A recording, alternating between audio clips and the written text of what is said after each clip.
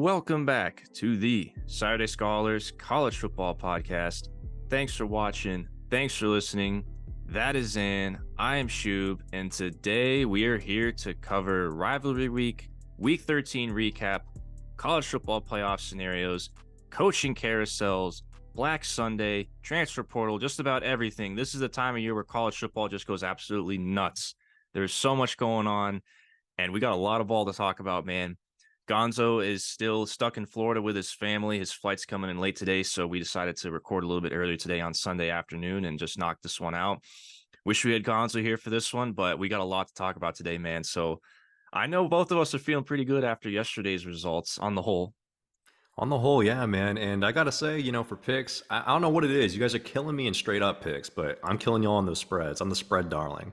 But hey, man, great week of football. No shortage of great games from the early slate to the final slate. It was fantastic to watch, man. But speaking of that, I think we'd be remiss if we didn't start with the game, the biggest game of the slate, being Ohio State and Michigan. Michigan wins 30-24. Ryan Day losing 3 in a row to Michigan. He just cannot beat Michigan, Shub. And no Harbaugh, no problems. Sharon Moore, undefeated as interim. Honestly, man, good for them. Good for Michigan. They're going to go to the playoffs. They'll probably be the 1 seed. But, man, Ohio State, for all intents and purposes, is eliminated from college football playoff contention. Yeah, there still is. I don't really see a path, but there still is like technically a way that it could get in, but it's not happening. It's not like last year. I was looking at it, Shub, today when I was coming up with some scenarios for us to discuss, and there's just no way Ohio State gets in. There's just no way. See, not unless like literally everybody loses. The sports books still have Ohio State's national championship odds up on there, just so fools out there can just donate them free money. Yeah, I had a ticket on that. And I already put it in the red. I would do the same thing. I know it's a loss. I saw one sports book, I think it was FanDuel, or one of them still has Iowa as a national championship like on there, and it's like plus 5 million odds, but they still have Iowa on there just for some bozo to come in and bet on Iowa and donate to them. I'm sure there's some people who just don't understand how it works. But anyways, as far as the game though, bro, listen, this one lived up to the billing to me. I thought both teams, for the most part, played fairly well. I wouldn't say like either team played bad. I think you could definitely critique Kyle McCord, especially in the first half. The first quarter, Kyle McCord was awful. And that was the difference in the game. It really was a difference. He did, to be fair, he did get a little bit better as the game went on. McCarthy also wasn't sharp early on, but he also did make some great throws, though, in that game. And then the defenses both balled out, too. I mean, the offenses made some adjustments in the second half, a little bit more scoring. I thought it just was an overall well-rounded game. It went kind of as, I guess, everyone kind of expected to. I guess there's nothing like shocking about what happened in this game, but I don't know which talking point is more. Is it the fact that Michigan with an interim coach is 12-0 and they're going to win the Big Ten championship and go to the playoff for the third year in a row that Michigan's going to win the Big Ten and go to the playoff, right? Because they won it in 21. Mm-hmm. Yep. Yeah, which is a very good job by Michigan. Incredible job by Michigan. This is a 3-year run now. And then is that more of a talking point, or what about Ohio State here? Because like you mentioned, Ohio State now has lost to Michigan. Ryan Day has lost to Michigan 3 years in a row. And these have all been competitive games. It's not like Ohio State's gotten blown out of the water. Despite this, Ohio State fans are going nuts. They are going berserk. For a fact they cannot stand this. Despite the fact that Ryan Day is 40-0 against all other Big Ten opponents in his tenure, his only 3 Big Ten losses have been to Michigan, and he's undefeated against literally the entire rest of the conference. Some Ohio State fans, and there are some prominent Ohio State alums that with platforms that are not happy with Ryan Day, and I'll put this in a very light terms. I'll just say this: I don't think they would be too upset if Ohio State were to leave or was to be fired. Yeah, so I'll come to bat here for Ohio State fans. 40-0 against the Big Ten, very impressive. But at the same time, when you have the roster that Ohio State has relative to the roster that you play against other Big Ten teams that are not named Penn State or Michigan, you really should be trouncing every opponent that you play. You really should be winning those games. Well, they do. It's not debatable. They do trounce They everybody do, they play except for exactly. Michigan. Exactly. But this is what I'm saying. So I think Ryan Day should be judged and graded more on a 2-game season than a 12-game season. And that's because he only plays about 2 teams a year. Granted, we'll throw Notre Dame in there this year, but usually only about 2 games a year where he plays teams that have comparable talent to him. And he can never get the job done.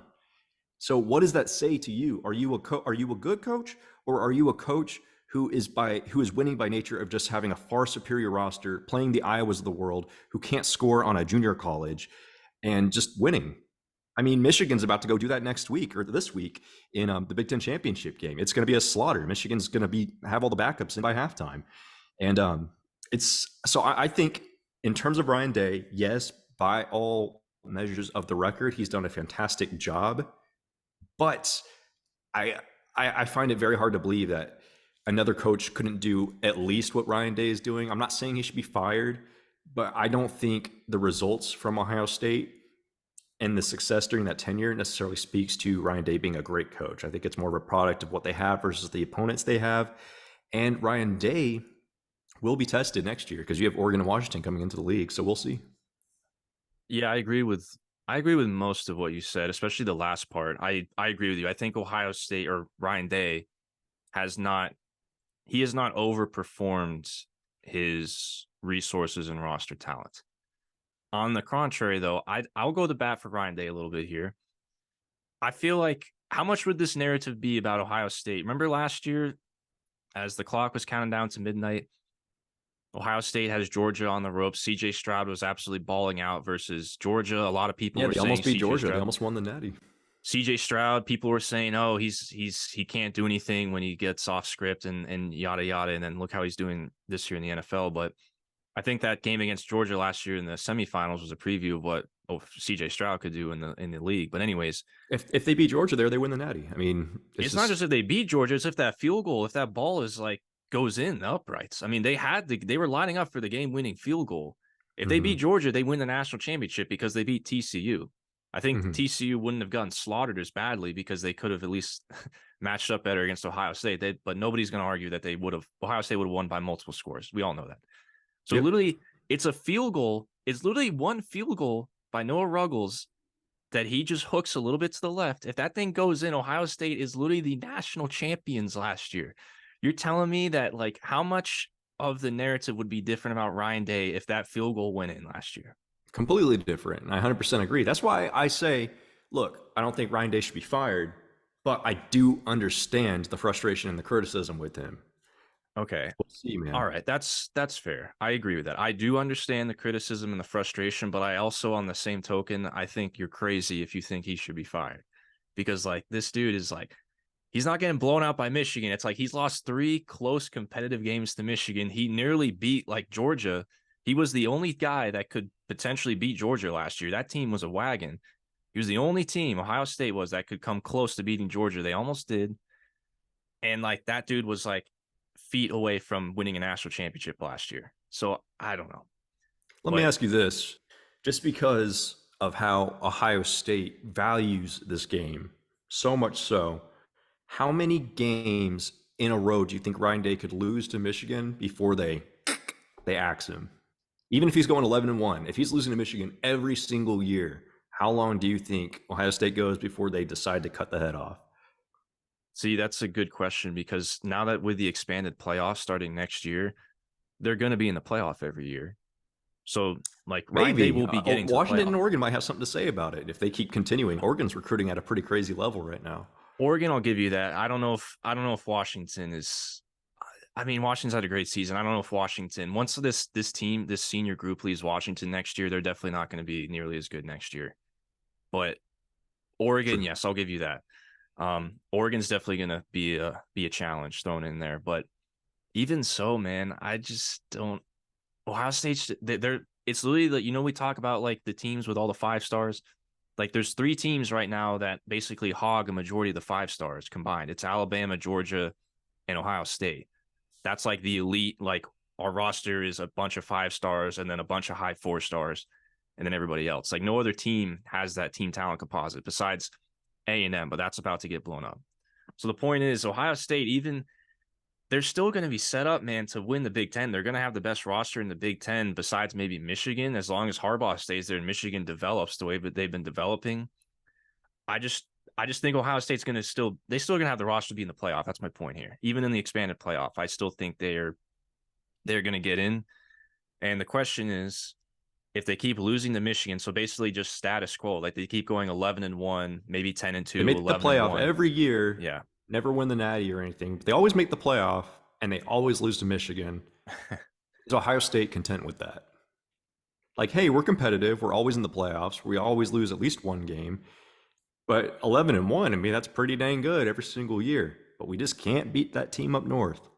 All right, I'll get to the point, answer the question. I think if it happens another year or two, then I would say yes, they make the move because it's college football and people are crazy and we're playing with monopoly money. But A&M. Yes, and I don't think that. But if I was an athletic director, I'm probably thinking about this, saying to myself, like, I'm not going to fire Ryan Day unless like there's just like complete and utter uproar. Like there's fans with pitchforks outside of my mansion and outside Columbus, Ohio in the middle of the night. I mean, I think there are some right now. So we'll see. I mean, that number might grow if they lose again next year, but we'll see, man. But hey, good game. Game lived up to the billing. Hey, before we move on, though, I just want to ask you one question because I think you got to stand and face the podium here. You and Gonzo, too. I'll wait to save most of this for next week, but you and Gonzo definitely doubted Michigan this year. I thought they'd lose one game. I still doubt Michigan. I still doubt Michigan. I don't think Michigan's going to win the Natty this year by any stretch of the imagination. But have they been better than you thought? I wouldn't say so. Damn, man. No, because I expected Michigan to be a good team. But I thought maybe Penn State might be good enough to beat them. And I was thinking that the fact that their schedule is so light that they wouldn't be tested. Ohio State's hard to beat a team 3 years in a row. That's mainly why I went with the under right there. So, but no, I mean, I thought Michigan would be a quality team. Granted, so I don't support Michigan primarily because the ease of their schedule.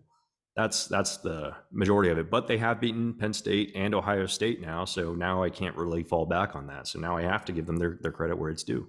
Well, we know they're better than Ohio State. Yes. I'm assuming you would say you'd pick Georgia over them right now. Yes. I know you'd pick Alabama over them Oregon. Right now. You'd pick Bama over Oregon them. Over them. Yep. I pick Oregon, Georgia, and Bama over them right now. Oregon and Georgia, I think I might lean your way. I don't know about Bama, but I just don't think JJ McCarthy's good enough to beat Bama. I don't think so. What about Washington or Florida State? Washington would be a good game. Florida State without Jordan Travis, forget about it. They would beat Florida State. Texas? Texas would be a good game. I think Michigan would beat Texas. You think Texas would win? I think it would be a good game. I think Texas could beat Michigan, yeah. I would pick Michigan to win over all those teams except Bama or except Georgia and Oregon. But I don't know. In head-to-head on a neutral site, I might have Michigan losing to about 3 or 4 teams. I'd have to really think about it. But yeah, no, I'd say Michigan is like the 4th or 5th best team in the nation. But that's still a really good team at the end of the day. I think they're just in their position by nature of their schedule. Look, Ohio State, great win, quality team that you beat every year. Penn State is a perennial choker, and then the other 10 games are exhibitions. So, I mean, look, man, all you have to do is just win a 2-game schedule. That's all you got to do. So that's why it's hard for me to get behind Michigan. Look, I could very well be devaluing Michigan, but I do acknowledge they are a top 5 team. Absolutely. Hey, we won't finally get our real answer for this whole season until we get to the playoff and they play somebody outside the Big Ten. We won't get our answer unless FSU rights the ship and they play FSU. Then we're not going to know until the Natty. It'd be honestly, I feel like that would be your luck, is if they somehow match up against FSU in the semis, and then it's just I would pick Michigan against FSU. I would. The one team that you say you would pick them against, they happen to play in the playoff, and then they get to the Natty, and you're like, oh, see, oh, that would be funny. All right. I'm looking forward to it, though. It'll be interesting. All right. We spent a lot of time talking about this game, but it definitely deserves it. Yeah, man. So, let's dive into the other side of the Big Ten championship. The other side. Yeah, definitely not The a huge. West. We're definitely not just falling down a cliff here in terms of quality, are we? Oh God, man, the Talking Big about the other Ten side. West. The Listen, Big Ten West. Before we start recording, Shub, you told me something crazy. You should repeat that for the pod. so the Northwestern Wildcats have officially finished in second place in the Big Ten West. A team that had their head coach Unbelievable. leave in July because of hazing allegations, an interim head coach, and a roster that was in dismay. And he took that team to 7-5. They just beat Illinois for the Land of Lincoln Trophy yesterday. And even by conference record and overall record, they are second place in the Big Ten West. Who would have thought? Their win total is 3.5, and we were like, it should be like 2. The Big Ten West is probably the worst division in all of Power Five football, and that's including. And I'm including conferences that don't have divisions. It's just the worst subset of grouped teams in Power Five football. It's nuts. And no disrespect to Iowa, they've had a very good, winning pedigree under Ferentz, but my God, you guys have gotten so lucky. You cannot sit here and tell me that you have not gotten lucky in the last couple of years. With Phil Parker back there waving his magic wand and just expelliarmusing Nebraska over here to make Nebraska throw an interception at midfield so you could get a game-winning field goal. That is the most Iowa thing ever. That is the most Iowa thing ever. And then the week before, you guys got a freaking safety, which you guys ended up winning by 2 points. Like, this is the most Iowa thing ever. This is the most Iowa thing ever. Your defense outscoring your offense in like almost half your games. Like, this is the most Iowa thing ever. Like, did you watch the end of this game, the Iowa-Nebraska game? Because I was able to watch it live. I rewatched it later, and I just can't believe it, man. Like, I just can't believe it. I feel so bad for Nebraska fans. I think it was even funnier the fact that Deacon Hill threw an interception the drive before that Nebraska or that Iowa got the interception, because remember Iowa had the ball and then Deacon Hill threw the pick, and we're like, oh my God, Iowa just choked the game away. All Nebraska has to do is just get it across midfield, set up for the game-winning field goal, and then Nebraska threw an interception. Yep. Chuba Purdy threw an interception. Brock's little brother. Look. I gotta bring this up, man. Just if I told you Team X's starting quarterback would throw for 94 yards on 39% completion with 1 interception and no touchdowns, would you say that team would win the game? Just in general, like, no. Every time I would say no. Absolutely not. But Iowa manages to do it. Iowa manages to have like the worst offensive stats and performances in the history of man and still finds ways to win. I don't get it, man. Iowa's a true anomaly. The voodoo is real. They really are. They are the consistent outlier. So there's a couple good questions here, but one I just want to point out. I saw some Iowa fans on social media, man. Listen, y'all are getting a little too far past your skis here. Like, there's some Iowa fans saying that they think they would be favored to win the Big 12 if they were in the Big 12 next year. You all are absolutely crazy. That's just asinine. You have to score points to win in the Big 12. So yeah, Iowa would be a middle of the pack team in the Big 12. Maybe they'd be a top half team at best, but they would not compete for the Big 12 championship. Like, definitely not at all. Yeah. So let's just make with that Utah, clear. Arizona, and all them joining. No way. No. Kansas State. I'd take those teams. Kansas. I mean, I would. Sorry, just I don't want to even entertain that. But I think that's dumb. Yeah, it's a whole nother tangent. But yeah. Anyways, it's dumb. So the speculation is that Kirk Ferentz may step down after this year, and I don't know. Based on like his reactions and just his emotions on the sideline, he seems like he is kind of like taking it all in. And honestly, if I'm him, now's the time to get out, because starting next year, Iowa will never compete for a Big Ten championship again. Your Big Ten West path to getting to the championship is going to be taken away. And on top of that, you're not going to be playing the West teams every year. You're going to start playing Ohio State, Penn State, Michigan, yada, yada, Oregon. You're going to be playing those teams more frequently now. I mean, even Maryland, you got to play Maryland. Maryland's like might win the West. They're like comparable with you. So point is, I think he's getting out at a good time. If he was to do that. So if he was, who do you think should replace Kirk Ferentz? So here's the thing, Shub. You brought up a good point. Getting out now is a good time for Ferentz, because everyone that's coming in, it's going to be very hard for Iowa to compete, and the dissolution of the Big Ten West. So, Iowa can't take advantage of that weak side of the division, just being the best in that weak side of the division to play in the championship game. So if you're Iowa and you want to be relevant, I think the best thing that you got to do is you got to go for a home run hire. You got to go for a big dog. You have to use that Big Ten money to get a big dog and try to elevate your program. It's really all you can do if you want to compete.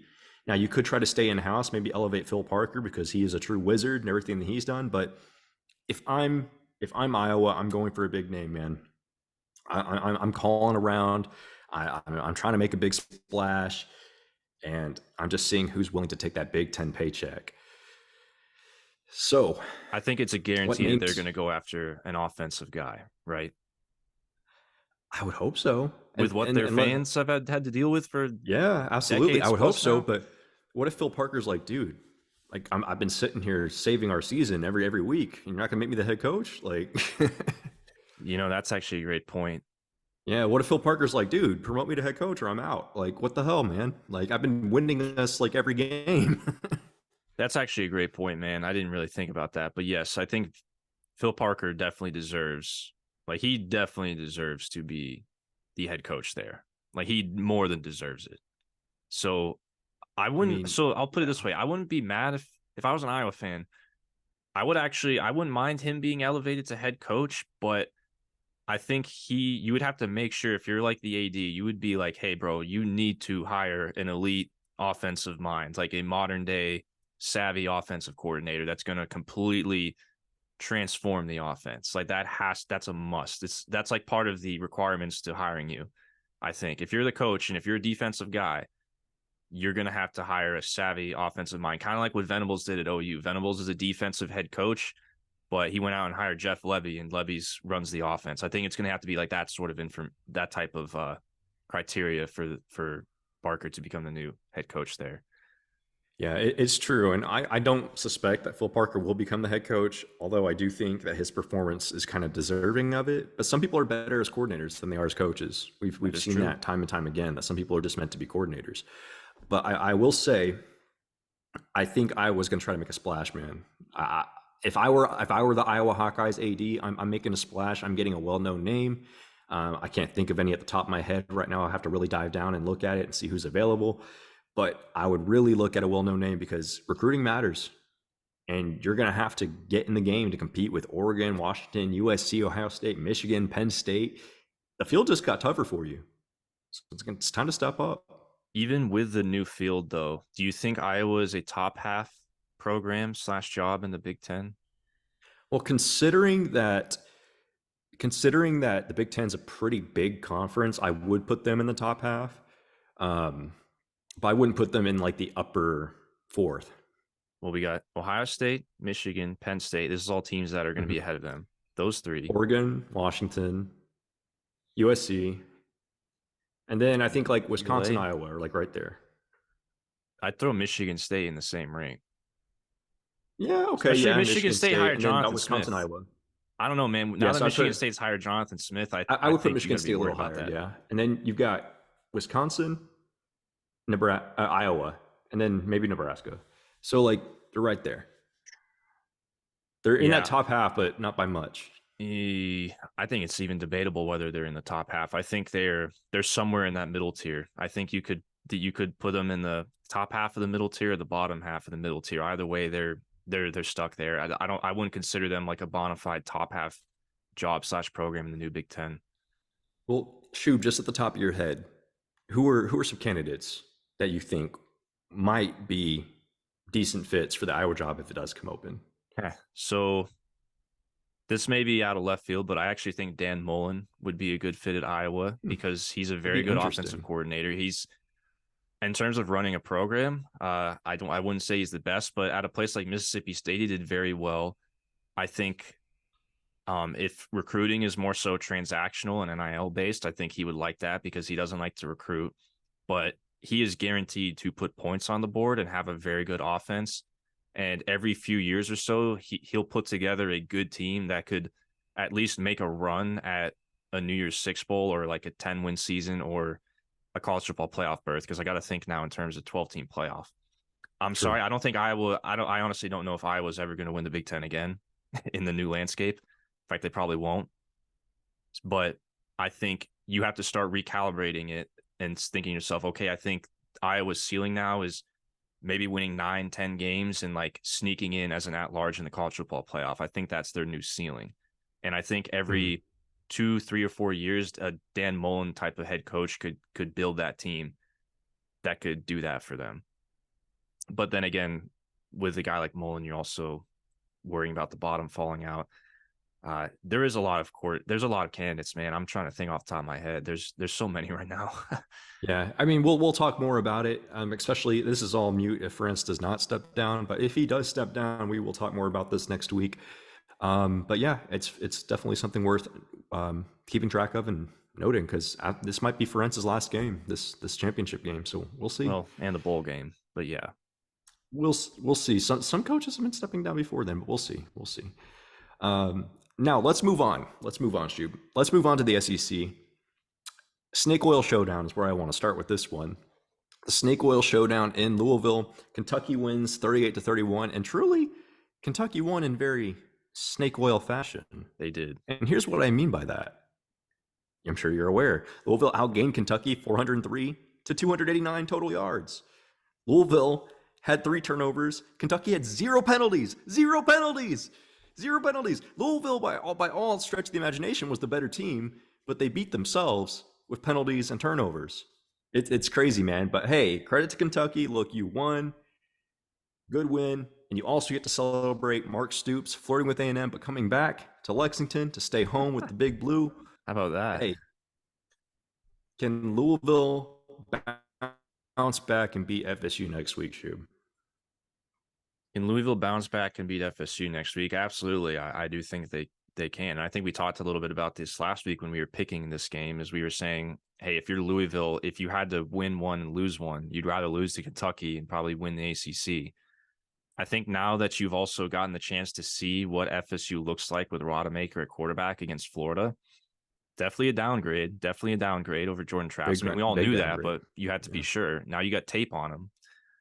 I think Brom is going to put Louisville in a position to play their A game, and I think there's definitely a good chance they can beat FSU.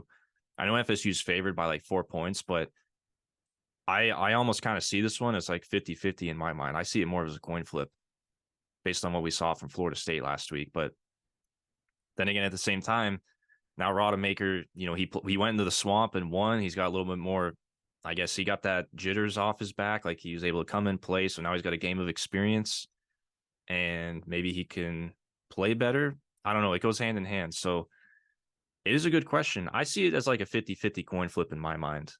I still give the slight edge to FSU, but I definitely think Brom is like a good enough coach to like coach his way to a win here. They don't call him Big Game Brom for no reason, man. So I mean, Norvell's a pretty good coach too. Like, Norvell is a good he's a good game day coach as well. So it's two good game day coaches, good X's and O's guys going at it. But yeah, it'll be interesting. I want to say though, Gonzo and I called this upset, even though it was very snake oily. Gonzo and I called this upset, man. I just want to say that. I say this. I was on the right side. Wrong result. The team I took played better. The team I took should have won this game, but they did not win this game because of a few critical errors and turnovers. So I still stand by it. I will stand by my crap, and I will gladly peruse it around everything. But yeah, man, credit where credit is due. You guys got me on that one in the picks, but yeah, man, Louisville with a 65%. Louisville had a 65% post-game win expectancy, so it lines up. They had just devastating turnovers, but yeah, really quick, the Mark Stoops thing. I just gotta say, I'm very annoyed, man. I'm upset because I put it like 30-45 minutes into editing a short and put it out because we wanted to capitalize on the timing of Mark Stoops going to A&M. And I put out the short and everything. It actually got a lot of views too. It was doing pretty well up until the point where we found out that Stoops was not going to A&M. And then I was like, gosh, I leave it up. Like it's doing well. Like, and then I had to delete it.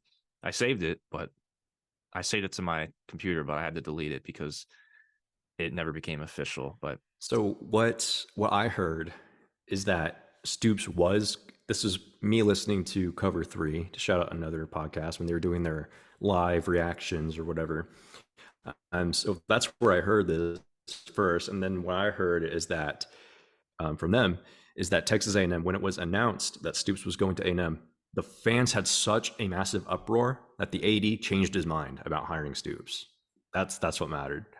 If that's true, that's so dumb, man. Like that just goes to show you why some of these athletic directors out there, like if you, listen, I'll just say this: the programs that give in to the mob, I feel like, and are make those types of decisions based off of like public reaction or backlash within a couple hours. Because keep in mind, this they won't lasted be like 2 successful. hours. Yeah, this is the Tennessee Schiano situation 2.0. Remember when Tennessee hired Greg Schiano and there's so much public backlash about that they decided, oh no, we're not going to hire him. Like, give That's what me a happened with break, bro. A&M. And If this you know is what? You true, can't listen to dumb. the masses because most of the masses don't know what the hell is going on. Most of the masses are not very well versed in. Yeah, we'll leave it at that. Yes, and this is what I said in my short. My take on this would have been a good hire. I don't think it so would have been too. like an A I'm plus with you. I hire. think it would have been a fantastic hire. This would have been a high floor, very solid hire, and I think A&M would have been guaranteed to have success at A&M. Now, success at A&M in the new conference, does that mean winning the league every other year? No, absolutely not. But like, dude, I think with Stoops, instead of being like a 8-4 team every year, they would be like a 9-10 win team every year. exactly, and I think they would be competitive with Alabama and Georgia in those teams. Stoops, I don't listen. We've already talked about it enough. I talked about it on my short. Stoops is a phenomenal coach. Kentucky is a place that is very hard to win at. It's like Oregon State. You have to judge coaches by how they do relative to the talent they have and the talents around them in their league. And a guy like Mark Stoops has consistently outperformed the resources and talent at Kentucky. It's plug him from spot X and plug him in the spot Y. With A&M's resources, the dude is going to outperform what A&M is given the environment around it. And that's exactly what A&M needs right now. He's basically the anti-Jimbo. But it's not a sexy name because he's at Kentucky. Like, give me a break, bro. Give me a break. How many games do you think Nick Saban would win at Kentucky if Nick Saban was the coach at Kentucky? Nick Saban would never put himself in that situation because he knows it's a bad situation. You're right. He wouldn't. But that's my point. So it's, yeah, man. The masses don't know ball. They don't know ball. And I think A&M's athletic director is dumb if that's true, if those rumors are true. Hey, if you're Kentucky, though, good for you. You kept Stoops. Like, that program, they could have had like a mini Oregon State there. They could be without Stoops. Like, what is Kentucky? They go back down to Vanderbilt's level like they used to be. So just, anyways.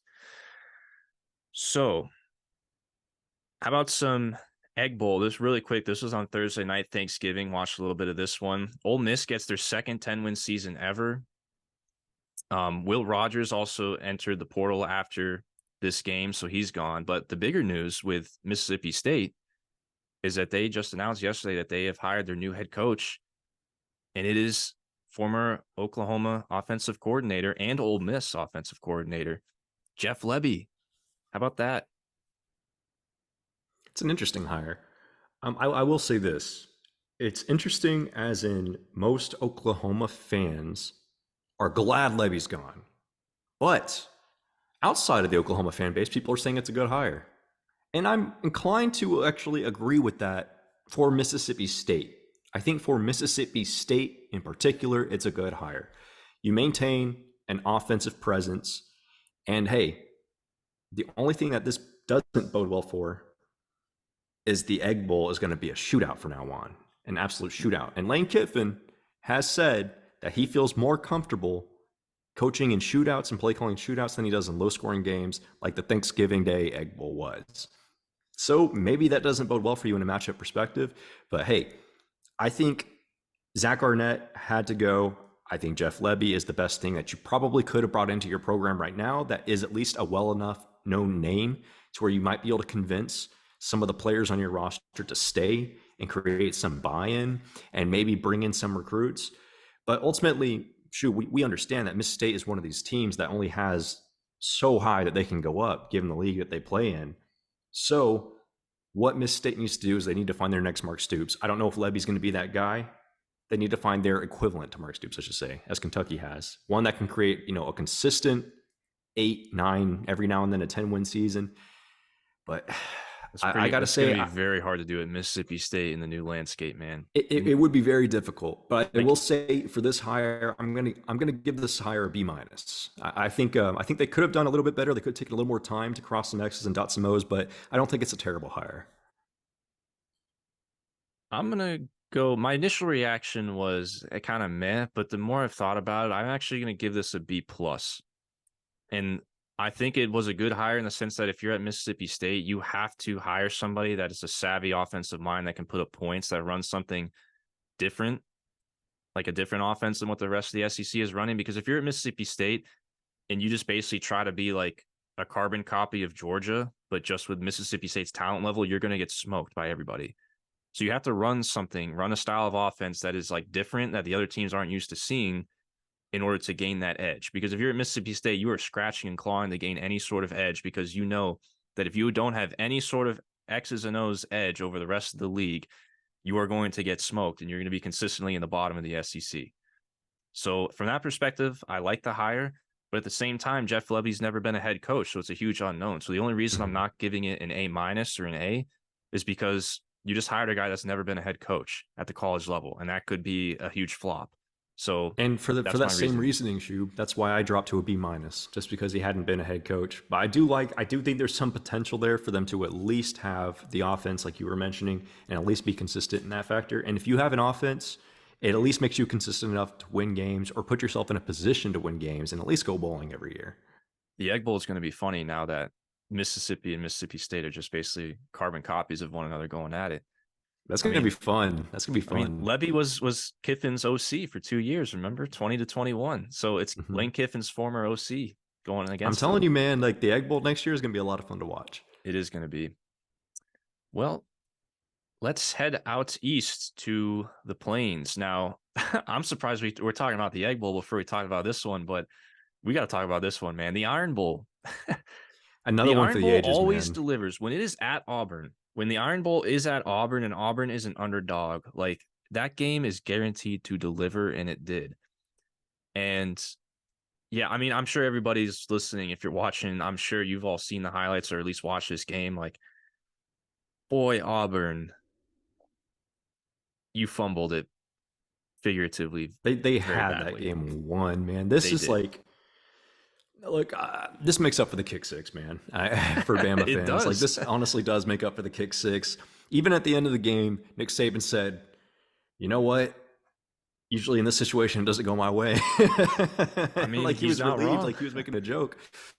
Auburn basically lived off of that. They had crazy stuff go their way at Jordan Hare for that 2013 season where they had the miracle, or whatchamacallit, I forget the name of it. Against Georgia, where the two Georgia defenders ran into each other. Oh yeah, and then yeah, that, and then you had the kick six a couple of weeks after that in the same season. They went on to the national championship because of that, like just sheer luck. And I think you're right, man. I think this is regression to the mean, as we like to say it in analytics, in the analytics world. This is Auburn having all that voodoo come back against them now, because this is 2 Iron Bowls in a row at Jordan Hare that they have like basically squandered the game. Remember in 21, they had Bama down. I think they were up by 2 scores going in the fourth quarter, and Bama came back and won at the very end with Bryce Young. They had cream Bama rises on the ropes. To the top, man. Cream rises to the top in these situations, and Bama's the cream of the crop. But I gotta say, credit to Auburn for even being competitive in this, even being in that position to win, because they had out. Well, they had 6 completions the entire game. Yeah, yeah. Nuts. They had 6 completions the entire game and 91 passing yards. So I mean, like the fact that they almost beat Alabama with such abysmal offense is kind of amazing to me. And they were -3 in turnovers as well. Usually, if you went into this game and you told us before this game happened, oh yeah, Auburn would be -3 in turnovers, we'd be like, oh, this would have been a blowout. Bama by 4 scores. But no, somehow they had a -3 turnover margin and still were in position to win it. I don't know how. And yeah, let's put it this way. If you had told us before that game that Peyton Thorne would have 6 completions and Auburn would be -3 in turnovers, we would have said Bama by 40. right? Absolutely. Absolutely. And if you would have told Doesn't me make Milrow sense. had 350 plus all-purpose yards, I would have, yeah, Bama by 40. Doesn't make sense. I mean, and we go back to the, that 4th and 30 that they had. Obviously, that's just inexcusable, man. I don't know how you don't cover I that. was watching this game as it happened, and when that ball skidded past, when that ball yeeted past, good old Milrow there, I was thinking, oh my God, Bama's done. Bama's not going to the playoffs. Me too. Now, I was thinking in my head, all Bama can do now is try to ruin Georgia's season. That's all they can do. But hey, credit to Bama, they're still alive. They control their own destiny. If they win in Atlanta, they're in. Could you imagine if Bama goes on to beat Georgia and win the national championship? They very well could. Look, I think if Bama beats Georgia, it's gonna happen. I think if Bama beats Georgia, they're gonna win the national championship. I mean, after that Iron Bowl and how Auburn, like the muff punt inside 4 minutes, and then the failure to cover a 4th down and 30 Hail Mary, basically, we're gonna look back at that and be like, Auburn literally could have just prevented Bama from winning another national title, and we'll be talking about how Bama won their let's be Saban's 6th national title if he wins it this year. Yeah, I mean, it's just we're gonna dive into some hypotheticals for situations here later in the pod, but if you look at most hypotheticals, if Georgia does not beat Alabama, Georgia's going to need help to get into the playoffs. They're going to need help. Oh, the disrespect! The disrespect. We'll see when we get there. It's just there's just so much parity this year. So how dare you disrespect Georgia like that, bro? How dare you disrespect the dogs? Hey, Georgia wins, they're in. But anyway, let's move on to another game. And I got a little ahead of myself in this one because Texas A&M was playing very well in Baton Rouge to start the game, and they were actually moving the ball really well, scoring on LSU with relative ease, which I know isn't anything special. LSU's defense has been down this year, but A&M was looking a lot better post Jimbo to start this game. Addition by subtraction. Yeah, it was like, wow, is Petrino actually calling the plays now like he was supposed to be all year? They're actually moving the ball. It's amazing.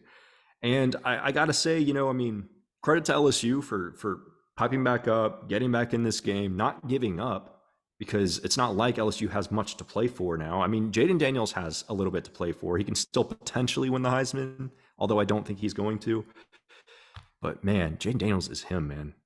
Another fantastic game. 4 touchdowns, and then he rushed for another 120 yards. I mean, look, this is just tragic, because if LSU had one more win on the resume, I think it'd be far and away Jayden Daniels' Heisman to win. But Heisman also goes to the team that has enough support of a supporting cast and wins. So it's going to be Bo Nix or Penix. And I think whoever wins that conference championship game this week, I think that's going to be your Heisman winner. I am inclined to agree. I think Jayden Daniels should win the Heisman. That's just my opinion. I mean, Bo Nix has been phenomenal. I think so too. Let me to anyone out there that doesn't agree with us about Jayden Daniels and thinks maybe Nix or somebody else should win the Heisman, let me ask you this, Zan. Put the stats up head to head right now. We're putting it on the screen right now. Put the head to head stats up. And you tell me that Jayden Daniels doesn't deserve to win the Heisman. Yes, but let me frame it to you this way: if you were to put Jayden Daniels on Oregon this year, right, replace Bo Nix with Jayden Daniels, they'd be filthy. If you were to replace Jayden Daniels with Bo Nix, if you were to put Bo Nix on this LSU team, how good is LSU this year? They'd still be good, but they're not going to. But Oregon would be much better if they had Jayden Daniels. So, i.e., Jayden Daniels is a better player than Bo Nix. Exactly. Yeah. Oregon would still be a solid team, but man, yeah. See, that should answer the question right there, but somehow people disagree with that. But the thing is, the Heisman's a media award, man. No, your typical college football purist isn't the one voting on the Heisman. It's always the dude who writes for the Daily Fart, who just looks at the scores and doesn't really. There's for instance, they probably looked at the Utah-Colorado game last week and went, "Oh, Utah barely beat Colorado. Utah sucks." Little they know, Utah had a 4th-string quarterback in. But, your AP voters aren't going to know that. No one else is going to know that. And these are the same people that get a vote for the Heisman. And there's like Truth be 700 told, people that have credentials to vote for the Heisman. You know and that? that's There's like, ridiculous. I yeah, feel like you should have to pass some kind of competency exam or something to know what the hell you're talking about when it comes to college football to be able to vote for the Heisman, not just be a media member. Like you should have to like pass some kind of competency just to show you're not an idiot. Because like a I think a football good proportion IQ. of your AP, Yeah. yeah, exactly. Like a good proportion of your AP voters, a good proportion of your Heisman voters, a good proportion of your award finalist voters are all idiots. No lies detected. Yeah, I completely agree with you there. I'm pretty sure you have to have some sort of like credentials, like you give a resume as like how you know your background in terms of being involved with the sport, yada yada. Well, most of And them are that's writers. but Like, yeah, I write for the Sunshine Herald in San Francisco, and boom, I got a vote. Like that's kind of how it goes. but if you were to actually ask them like in detail, in-depth questions every week about what's going on in college football and like basically if they were to put them on the spot and do what we do and be able to have the knowledge that we do and answer the same questions, have the same opinions, would they most of them be able to have that? I don't think they would. I don't think they have the same breadth and depth of knowledge as I don't think you most have to people. follow the whole sport, not just a conference. I think most people that have a vote, they follow maybe one conference or they follow maybe two or three teams. Those are the people who constantly will say, "Oh, well, this conference sucks." You don't watch that conference, buddy. So how can you say it sucks? Yeah, I mean, the same guy that said Iowa would be favored to win the Big 12 next year is the same guy that also has a Heisman vote. So that just shows you Yeah, everything. But stupidity. well, we already talked about A&M's head coaching job. I just want to mention briefly. I've heard that there's a few coaches that have actually turned down this job allegedly. Um, I think Dan Lanning, DeBoer, Lane Kiffin, I heard was not a candidate. This is just basically Twitter's what I've heard from Twitter, but Twitter sphere, yeah. apparently a few prominent head coaches have turned down this job. That's a little telling. Um, Honestly, a little surprising because the I A&M think job, man, it has the sky is the limit. Like in terms of like potential. I do agree with you there, but here's what I think is going on. I think A&M having to get together all their boosters to fork over $70+ million to buy out Jimbo Fisher means they have a lot of people with a lot of opinions that are going to have to be heard because of the money that they put into the program to pay for that buyout. In addition to that, in all these conflicting opinions, the pressure to perform at A&M is now higher than it ever was because you are going in and replacing a man who they've just basically shelled out $70 million for. And if they're going to pay you, they're not going to sit on their hands and wait for you to get it together for a year or two. They're going to want results immediately, especially with the roster talent that they have. And I think a lot of these coaches are looking and saying, well, I can go to A&M, I can get paid, I can go there, but if I don't meet expectations in the first 2 years, am I going to be without a job? Am I going to be working at the University of Louisiana Monroe next year or the year after that? You know, like where like is this truly like it's an upward move, obviously, from a career standpoint, but will this upward move push me downward in my career in a couple of years? And that's where I think a lot of these coaches are thinking. If I'm Kalen DeBoer, I'm like, I got a great thing going on at Washington. Why would I risk going to A&M getting fired in 2 or 3 years? Yeah, no, totally agreed there. Lanning, especially, I think, even more so than DeBoer. I think what Lanning has going on in Oregon right now, like they're working their way into that They're that becoming that upper tier. relevant. They're Oh, they becoming are. relevant. Yeah, If like Lanning stays there for the Oregon long with term, Dan Lanning, they continue, if they continue what they're doing, man, they're going to be in that same breath with Georgia, Alabama, all them. Like they're going to be in that same breath really soon if they keep this up. good for them, man. Like they've been so painstakingly close to national titles. But anyways, before we move on, this was the exact tweet. It was Norvell, DeBoer, James Franklin, Dabo Sweeney, Steve Sarkisian, Dan Lanning, all candidates. And the tweet was from our boy Bud Elliott, Cover 3, shout out him. He said he was told at least 4 of those guys that I just mentioned turned down the A&M job. So 4 of those 6 names I just mentioned turned down the A&M job. We don't know which 4, but 4 out of those 6 did. I think Dabo would be a disaster at A&M. Listen, I don't want to I get truly harped on do. this, but I I truly do. but okay, but from a from all like the weird like cult stuff that they do there at A&M, Dabo would be the perfect fit because he's already I kind of a mean, weirdo. for that, He would yes, thrive. but let me yeah, for that, Like yes, but let Dabo me say this. doing the midnight yell, like that is like the perfect fit for Dabo. He's such a dork when it comes to that stuff.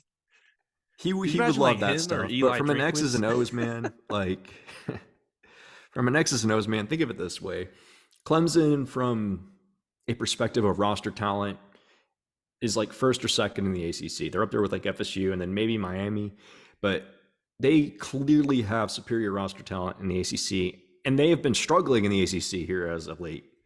Take him and put him in a more competitive conference with superior talent, actually not even superior talent, comparable talent, and you think he's going to do any better? I don't think so. I think you'd be looking at 7-5, 8-4 again. I don't, and then Dabo would be out, and you'd be paying another $70 million. I mean, like, Yeah. I just think it'd be a complete disaster. I think Dabo only had his agent throw his name in the ring or his hat in the ring because Dabo just wants to feel appreciated by Clemson. Like, hey, by the way, I'm a candidate for this job. Oh yeah, yeah, I'm still Dabo Sweeney. Like, hey, don't not appreciate me, Clemson. I think that was more what he was doing there. But just from Straight a away possibility. entertainment perspective, just could you imagine like Dabo Sweeney or Eli Drinkwitz doing the midnight yell? Like, Eli Drinkwitz, my God, he's already a dork, but he's a great coach. yes, but could you imagine him at A&M, Eli Drinkwitz or Dabo Sweeney doing the midnight yell and all that other like weird stuff that they do there? Like that, they would thrive for that. They would live for that stuff. Yeah, It's the perfect fit. I could see Drinkwitz doing it for sure. Oh gosh, that would be hilarious, man. A&M, he would get made fun of so much by like everybody else. He But already does get made fun of. The only reason he's not getting made fun of more is because Missouri's actually looking pretty damn good. and Missouri doesn't have a midnight yell or all that stuff. If they did, like it'd be even 3 times worse. But Yeah, you're we'd be right. seeing, we'd be seeing Brian Kelly, first year recruiting kind of clips. Oh gosh. All right. But anyway, let's move on to the other side of the SEC championship game here. Georgia, clearly in a look ahead game, and they almost effed around and found out versus Georgia Tech because they clearly didn't take Georgia Tech very seriously. And Georgia Tech almost beat them 31-23. And if you look at the yardage disparity, Georgia only won by I think 50 or 60 yards. So it's really not that big of a difference in the overall scheme and the overall game. Georgia Tech put up a great fight. Georgia clearly looking ahead to the championship game. What's your takeaway, Shub?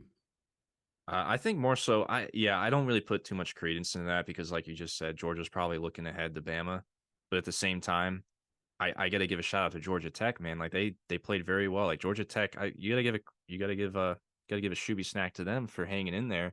Haynes King, like we've been saying Bowl it, man. game, Haynes man. King, he's Bowl game. playing well. He's playing well, but I don't know if I Bowl just game for turn on this Georgia Tech. That's briefly. it.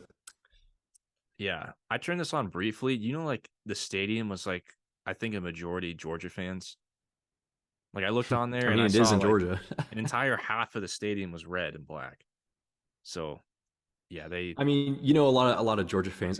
It's just like anything. A successful team, most of your fans are going to be non-alumni. So it's just they're everywhere. The state of Georgia, doesn't matter where you go. There's going to be Georgia fans all over the place. and it was in Atlanta too. So they basically turned that place into Athens West. But anyways, yeah, shout out to Georgia Tech. Yeah. That's my takeaway from that. Clemson, South Carolina. Um, didn't really get a whole lot of eyes on this one, but Clemson Didn't miss completely shut out. down Carolina. Yeah, I mean, we were saying like that the offensive side of the ball for South Carolina, the offensive line versus Clemson's D line that was such a mismatch. This is They such a went for the stinker of a touchdown. game. Like Really? even so, like Cade Klubnik looked terrible, but they still won the game. I mean, like Yeah. 16-7, absolute dud. It was completely boring. I went back and watched some of the highlights. I'm glad I didn't see it in real time. Complete dud. But hey, good for Clemson. They bounced back a little bit, finished 8-4. They wrote the ship a little bit after starting quite horribly. But yeah, man, South Carolina. It's going to be interesting to see what they are next year since Spencer Rattler won't be there anymore. Very interesting. Because I think they're definitely going to take a step back at quarterback. Rattler, a lot of people won't give him credit, but he's been. I know his stats aren't amazing, but he's actually been kind of solid. So we'll see, man. We'll see. Given I he's think had like one of the worst offensive lines in the FPS, I got to give Rattler his credit. Even though I yeah, don't really man. like And him I gotta say, personally, he's been playing well given his offensive line. He has, and I will say this: I don't know how much longer Beamer's got, because if they if they regress again next year and go like 4-8, do you think Beamer's getting fired? He very well could. These SEC programs, they're not very patient. He is recruiting well, though. I'm pretty sure, off the top of my head, I'm pretty sure South Carolina has two 5-star or very high 4-star offensive line commits coming in. We'll see if it makes any difference. We'll see. It won't matter if they have a quarterback who can't throw accurately. Yeah, but yeah, I think Beamer's got at least another year, man. Like that's you think not happening. Do you think South Carolina can be a Will Rogers candidate? Ooh, that's a good one. I mean, I think South Carolina without a doubt is going to get a quarterback in the portal, because I don't think Luke Doty has been like a complete bust for them. Yeah, I think Will Rogers will probably see Michael Pratt in the portal. So we've already got two people who are going to be coveted. So we'll see. Yeah, very interesting to watch. We know Clemson might not use the portal, but but South Carolina definitely will. Klubnik will be there next year. Yes, that's a guarantee. How about the Civil War? Again, Friday night game. Oregon basically stepped on the throat of Oregon State, and I think the big takeaway from this is that, well, Jonathan Smith has left to go to Michigan State. So I don't know if you want to talk about that first, but if I had known that Jonathan Smith basically had another, he was basically out the door going in that game, it's not surprising to me that Oregon State wasn't fully in or fully prepared for Oregon. I don't think Oregon State or Jonathan Smith like completely phoned away this game, because Jonathan Smith, you got to keep in mind, even though he had a foot out the door, he is still an alumni. This game still means a lot to him. He still very much wants to win this game and beat Oregon in what was going to be his last game. We didn't know it at the time, but I promise you, if you're Jonathan Smith, you definitely want to win this game before you leave, to at least leave with some semblance of good faith with your program. But Oregon's just too good, man. And I'll take my victory lap. I felt pretty confident Oregon was going to cover that 14.5 point spread. And they're just the real deal, man. Tez Johnson, Troy Franklin. I mean, they got a bunch of NFL guys on the offense and their defense. They're just so good. Bo Nix looked amazing yet again. Only had 2 touchdown passes, but I mean, he was productive. 33 of 40, 367 yards. That's pretty dang good. But man, let's dive into this. A two-parter to this part, Shub. Jonathan Smith leaving to Michigan State. The first part of this, before we grade this, I feel so bad for Oregon State, man. Like, oh my God. I feel so bad for Oregon State fans. They lose like their conference and basically get relegated. Then they lose their head coach. Not only their head coach, but he's taking his assistants. So that premium offensive line coach, Joe McCalzake or whatever, I can never pronounce his name correctly. They always correct me. I think that's right. He's also off to Michigan State. And you know what? You know who else might also be off to Michigan State? Their future quarterback, Aiden Childs. Oof. That would just be the trifecta. Oregon State is about to lose everything. They're losing all of their good assistants. They're losing their head coach. They're not going to have the money, because they're not going to be in a major conference anymore, to go hire someone else to come in and make them relevant. And this is a good fan base. They're a very loyal fan base. And I feel so bad for Oregon State, because just as they were reaching this apex in their history and finally, becoming like relevant and, having something to be happy about, they're absolutely just probably never going to be good again. It's crazy. That's the first death of conference realignment. Yes, the first casualty of realignment. It is very sad, man, especially just hearing you or somebody else like paint the picture for what's going on there. It just makes it even more sobering. Yeah, I don't know what to say, man. I see them on Twitter and I feel so bad for them. They're so devastated. No, I don't blame them. If that was my team, I'd be devastated. I mean, not to draw this back to Oklahoma State, but like you're thinking to yourself, Jonathan Smith had the potential to be the next Kyle Whittingham or Mike Gundy. He did. Like alum that basically becomes a lifer there and stays at that program and has them consistently winning. Like that is very rare, because especially these days, everybody's going to take off and leave for the next best job. But if you have somebody in there, that's an alum that has that element of loyalty attached to your school, even if it's not a blue blood program, like I that mean, is yeah, finding the man. needle in the Utah, haystack. Utah, Morgan Scalley, elite defensive coordinator, has had the bag thrown at him many times from other programs, and he doesn't leave because he's a Utah guy. Exactly. And that is you hitting the gold mine if you're not a blue blood program in college football in the modern day. If you don't have that, you just can never sustain long-term success. And there was potential there for Oregon State if the Pac-12 never dissolved. There was potential, and they had the money to fork up to pay him, Jonathan Smith. There was that potential, and it's just sad, man. I mean, I don't think there's any hard feelings by any means. I think the athletic administration, I saw like the statement from the AD. It seems like everybody knows, like everybody understands. If anybody was in those shoes as that coaching staff or those players, you'd probably do the same thing. Like you don't want Oregon to. State fans are pretty upset. And I know that, like, deep down they understand, but it doesn't stop the feelings, the emotions.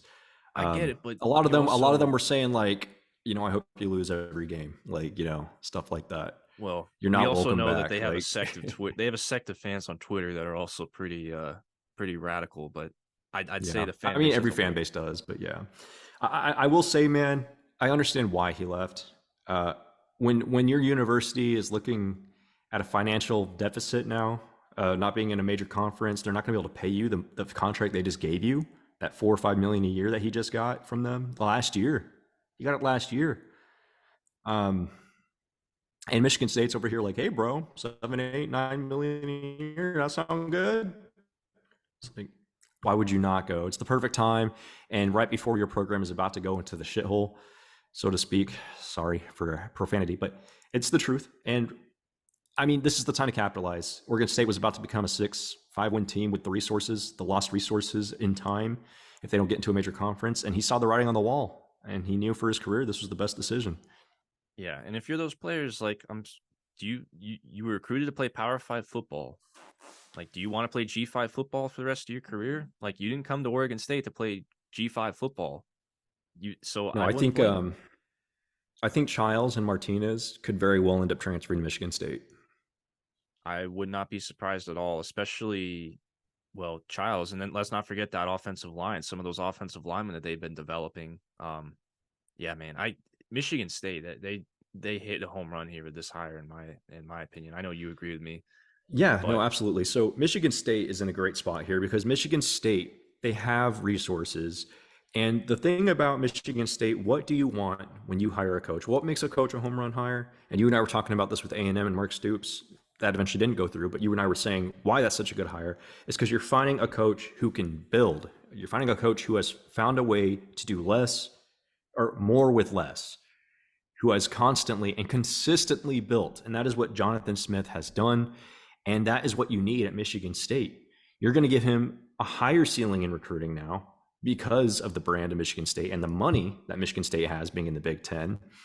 And now you're going to have him do more with less. So the ceiling is automatically higher. So I think it's a phenomenal hire for Michigan State. I think it's an A+ hire for Michigan State. I think Michigan State will be relevant again in 2 to 3 years. They're going to have to take some time for Jonathan Smith to get everything set up. But I think they will be competitive very soon. I completely agree. I think it's an A or A+ for me. I mean, I don't know. I can't think of any reasons why it wouldn't be an A+. I really don't. Like this is about as good as you could possibly do.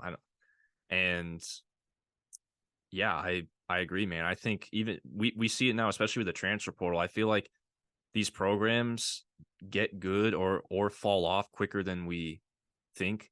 Like, because with the transfer portal and everything, so we're saying like, hey, just give them 2 or 3 years, and they might be good again. I mean, they might be good next year or 2 years from now. It's going to be a lot quicker than I think we expect. That's just kind of how the trends are these days, and the way that they build those offensive lines at Oregon State, getting that to Michigan State, like that's the perfect identity for Michigan State football. Especially if And you want to compete with Michigan because they're a trench team. exactly, I think, and just Michigan State's athletic department on the whole, how about them just pulling an absolute masterclass? Because think about it, you went from being stuck giving that really dumb extension to Mel Tucker you basically just were able to get out of paying 70 million or whatever the number was that you owed to Mel Tucker. So you got that money freed up. You were able to get rid of Mel Tucker for cause, not owe him any money. And then you go out and you hire Jonathan Smith. You went from like being in a hole to digging yourselves out of a hole, and now you're building a tower for yourself, and you're going to be looking down on the rest of the middle of the pack of the Big Ten. I mean, a masterclass by Michigan State, absolute masterclass. Well done, well done. Great hire. Great hire. Can't say any more good things about it. Well, how about Oregon State? Let's talk about their sisters up north, their brothers and sisters, Washington and Washington State, the Apple Cup. Oh, the good old Apple Cup. Washington got outplayed, by the way. By the way, Washington got outplayed in this game. They did. I didn't know the Apple Cup was sponsored by Boeing. Well, Boeing's in Seattle, so it is. No, it makes sense. But yeah, shout out to my employer. But anyways, yes, I didn't get to watch a whole lot of this one, but yes, go ahead. Washington State played very well. Washington State played amazing, man. I mean, they outgained Washington by about 75 yards. But it comes down to turnovers, man. Washington won the turnover battle, and ultimately that's what won the game in the end. Michael Penix kind of struggled a little bit relative to what we've seen. Cam Ward actually played a really good game, but he had two very costly mistakes. And ultimately, man, Odunze is him. Odunze had 2 touchdowns, striking it up clutch. And look, I know this is an unpopular opinion, but Odunze is more consistent than Marvin Harrison. Odunze might be better than Marvin Harrison. I'm just saying, in big games, Odunze always shows up. Always shows up. But anyway, it's interesting, man. Washington kind of lucky to get out of this one alive. But hey, they did. They're 12-0. On to Oregon next week. All right. Well, first of all, shout out Washington State. And they also extended this Apple Cup series, by the way. That broke this past week. So these two are going to continue to play each other as a non-conference matchup in the future. As far as Washington, though, man, okay, I just looked at this off the top of my head. So do you know what Washington's record is in one-score games this year off the top of your head? 6-0. That is correct. They are 6-0 in one-score games. They won by 3 against Washington State, 2 against Oregon State, 7 against Utah, 8 against ASU, 3 against Oregon, 7 against Arizona. Yeah. They've been They're good, but they have been a little fortunate. Yeah. Something's off, dude. Like, this team is... Am I wrong for saying this? I think this team has regressed as the season's gone on. They just gotten fortunate in a lot of these one-score games. Because I think so too. There's definitely something. Like, there is something, and I don't know what it is. You and I, we made that video as Washington running out of gas, and then they had a good week after that. But it's because we noticed this a few weeks ago that Washington just, even though they're still playing well enough to win games, they're not playing at as high of a level as they once were, and so that's really interesting. That's why Oregon is a 9.5-point favorite going into this conference championship game. It's really interesting because that's a pretty disrespectful, like you would think, given that they're both undefeated teams and that Washington beat them in the first game, that's a pretty disrespectful line. So that just tells you what the sportsbooks think as well. They're kind of with us that Washington's running out of gas a little bit. Yeah, you beat me to the point, man. A 9.5-point spread, that definitely does seem disrespectful. And I feel like there's going to be a lot of public money on Washington because of that. But I mean, based on what we've seen from Oregon and based on what we've seen from Washington, ever since these two teams played each other in week 6, they've been going in opposite directions. It's just Washington is still somehow winning all these close games. I mean, it's like, listen, I love Washington, but let's call it like it is. A lot of that's luck. It's a lot of it's luck. Like, they could easily be 9-3. So, I mean, good for them though.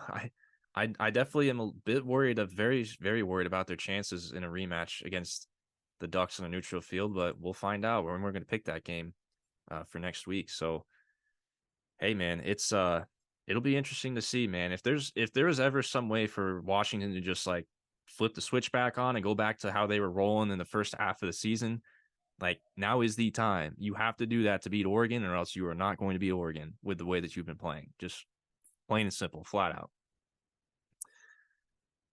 How about some Territorial Cup? Arizona 59, Arizona State 23. All I got to say is that I think Arizona's coaching staff should be put in federal prison for committing manslaughter.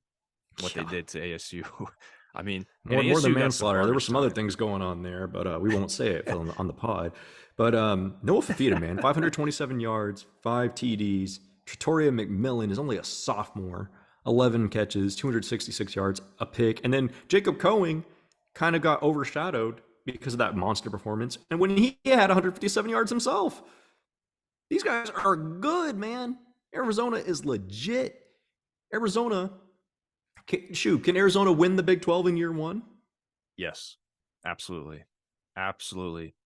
Now I don't Coing, know. I It think says Coing's Coing a is a senior. senior, but I don't know if he maybe has because some seniors have COVID, like COVID and yeah. yeah. So I don't know if he can come back or not. Arizona fans, if you're listening, let us know. But if Cohen comes back, it's wraps. Like Arizona's finishing in the top 3 minimally in the Big 12. I mean, even so, you know, you have Fafita coming back, which is just that's like the huge piece coming back. You know, McMillan for sure is coming back, and then remember we went over this team in win totals. They lost a lot of that team last year, and they had a few guys Yeah, poached. Like this is USC a young poached. team. USC This is poached a their whole young team. defense. Yeah, USC and poached their whole defense, and they poached Dorian Singer too. Imagine if Dorian Singer was still there. oh gosh. I mean, dude, this is a young team. Like this roster is not like a lot of seniors. There's a few of them, but it's not like this team is going to be freaking good next year. They are, man. Imagine if Dorian Singer was still there this year, Shoop. I just thought of that. They might win the Pac-12. Dude, the Big 12 needs to watch out, man. Y'all need to watch out for Arizona. Jed Fish, like tip of the cap, man. Like it's only a matter of time before Jed Fish gets poached. If Dude, Jed Fish goes out there, wins the Big 12 in year one, he's gone. Arizona's not going to be able to keep him. How is his name not in any of these like coaching circles right now for these job openings? Like I I'm have not no idea, seeing him man. anywhere. Like if you're Arizona, you're like you're completely fine with that. You're like, yeah, completely forget that we exist. Yeah, just don't I'm telling mind you, if us. I'm in AD and I have an opening right now, I think Jed Fish is like 1A on my coaching list right now. I mean, the dude had half his team poached last year, and like it's incredible. I know. That's why I took their under, man. I took their under because they lost so much in the freaking portal and they lost all their good defensive players. And I feel stupid for that because, man, Jed Fish is a great coach. It's Amazing. it is being criminally underrated right now. They are easily the most underrated team, coach, players, everything right now in the whole country. That is No one's Arizona. talking about them. Like, no one's talking about them. And if you're U of A, you want to keep it that way. Well, Cal 33, UCLA 7. This one was sentimental because this was the final regular season Pac 12 football game, Pac 12 conference game. Cal becomes bowl eligible. Chip Kelly, he's not officially done, but I don't know. Based on this performance, you definitely know that. I mean, I didn't watch it, but definitely tell that UCLA just phoned it in. They definitely quit. Yeah, and that's what I was thinking. Do you think UC had such a bad performance? Chip Kelly's like, whatever. I mean, they're going to fire me anyway, so who cares? Yes, definitely. That's what I was thinking because UCLA should have been more competitive in this game. I mean, they literally beat USC last week, and then you lose by 4 touchdowns to Cal. You definitely just quit and phoned it in. And here's another thing, Shub. If Chip Kelly gets fired, does Dante Moore transfer? I think 100% he transfers. I mean, the dude, there was already rumors going around that he was only there because he got a huge bag, and like that dude is that dude's gonna enter his name in the portal the second it becomes open. Do you know who else was in the running for Dante Moore? Dan Michigan Lanning's State. Oregon Ducks. Oh, it was Oregon and Michigan State. Michigan State had their hand in there too. Very, so this very could get interesting. Oh my gosh, man. Yes, I could totally see that because if Michigan State doesn't get Childs, might be a Dante Moore play. Would you, if you're a Michigan State fan, first of all, if you're a Michigan State fan, like I'd be foaming out of the mouth like hearing about this talk right now. But if you to choose between getting Aiden Childs potentially or Dante Moore, who would you rather have? Dante Moore's the 5-star, but Aiden Childs was close to it. So Aiden Childs was like a 96 4-star though, right? Yeah, he was close. And I don't know, man. Dante Moore looks like I don't know. Dante Moore's stock is going down after his performance this year. Though, Me personally, I think I'd like Childs because he's, based on what I've seen from character perspective, it seems like Childs is more mature. But we'll see, man. It's hard to know. I mean, these kids can mature a lot in 1 or 2 years. So, do you think Dante Moore could go to Oregon because he originally was committed to Oregon? Remember? and It's they're going to lose possible. Bo Nix. I mean, It's very possible he can go to Oregon. Granted, I think they like. I think is it Ty Thompson? Ty No, that's Thompson. Bama. No, you're right. It's Ty Thompson. Is it Ty Thompson? Bama has Yeah, Ty Simpson. yeah, Oregon that's is what Ty it is. I think Thompson. they like Ty Thompson, so I think he's expected to be the starter next year. But we'll see if they don't bring in Dante to compete. It'll be very interesting, but I think it's a guarantee. Dante Moore, his ass is out the door, bro. Like he's the first one to be like, yeah, I'm out. So, all right. Switching gears here back into the Southeast, Florida State, Florida. I, of course, was able to watch this game. I think we found out a lot about Florida State. I think this is the main takeaway from this is, Florida gave him a good fight, I'd say, considering that we also had our backup quarterback. This was the battle of the backups. Florida, we got out to a good start in this game. The defense was shockingly playing really well, which we hadn't seen from them all season. And then FSU figured some things out. Norvell made some in-game adjustments. Rodemaker sort of settled in. Trey Benson broke off some huge runs. And Florida State was able to settle in and sort of milk this one out. And Florida just played, more undisciplined football with really dumb mistakes, especially in the end when they had a chance to potentially get the ball back. But the point is, Florida State wins. So if you are Florida State, how do you feel about your chances now against Louisville? We already talked about this from the Louisville perspective, but if you're FSU, how do you feel about the ACC championship and your playoff chances now? Well, I don't think you can let Louisville's loss to Kentucky fool you. As we discussed earlier in this pod, Louisville completely outplayed Kentucky. The reason Kentucky won that game is because of all the turnovers and the fact that Kentucky literally had 0 penalties the entire game. Not one penalty called on Kentucky the entire game. So that makes a difference. It's battlefield position, and ultimately Louisville was the better game. So don't be looking at the loss to Kentucky and say, we got this in the bag. Louisville's dangerous. With Tate Rodemaker as your quarterback, Louisville is very dangerous for you. They have all their big boys healthy. Thrash is healthy. Jawar Jordan is healthy. I think it's Gorendo as their other really good running back. He's healthy. And then Jack Plummer, their starter all year, is healthy. You have your work cut out for you. Jack Plummer. I said Jack Plummer as jokingly. I got you. But you have your work cut out for you. If I'm Florida State, I'm very concerned about this game. You have everything on the line in this game. It is a huge spot for a young, inexperienced quarterback in Tate Rodemaker to be in. The whole world is on his shoulders. Look, man, I think there's a decent chance that FSU gets eliminated in this game. And that's kind of heartbreaking because they've had such an amazing season. The fan in me wants FSU to make the playoffs. I think they deserve it, but at the same time, the purist in me does not want to see FSU make the playoffs without Jordan Travis, because I know that FSU fans, you deserve to make the playoffs for the season you've had, but let's be real. If you make it, you're not winning it. You're not winning a single game without Jordan Travis. And for that reason, I think I'd rather, I think I'd have to tail towards Louisville here. I think Louisville's going to beat them. I do. Yeah, I'm in complete agreement. As far as who I'm picking to win this game, I don't know. I got to reserve that for our pick segment, but I do see this game as like a coin flip 50-50 in my mind. But I completely agree with you that they should be on full alert for Louisville, and I think they will be. I mean, Norvell's not an idiot. He's a good coach. So it'll be fun, man. Those are two good coaches going at it in that ACC championship game. And then really quick, my closing statement on Florida, not going bowling. This is the third straight season that Florida has a losing record at the end of the year. First time that's happened since the 70s. The whole fan base is pretty pissed off with Napier right now, but everyone knows that he's not going to get fired, so we're just kind of stuck with him. The saving grace is that we have the good recruiting class coming in, but man. Florida started out 5-2. Florida was 5-2. Just need one more win. Looked like they were going over too. It was crazy. We were all like, "Shoob, congrats on the over." Tragic. And then you lose 5 straight to the end of the year, and then you're not going bowling. So just tragic, man. It's enough said. Let's talk some Big 12, man. Let's talk some Big 12, then we'll hit the G5 here before you want to talk about tragic, man. Yes. Texas Tech with Commissioner Yormark in attendance. Oof. It's absolutely, 57-7, man.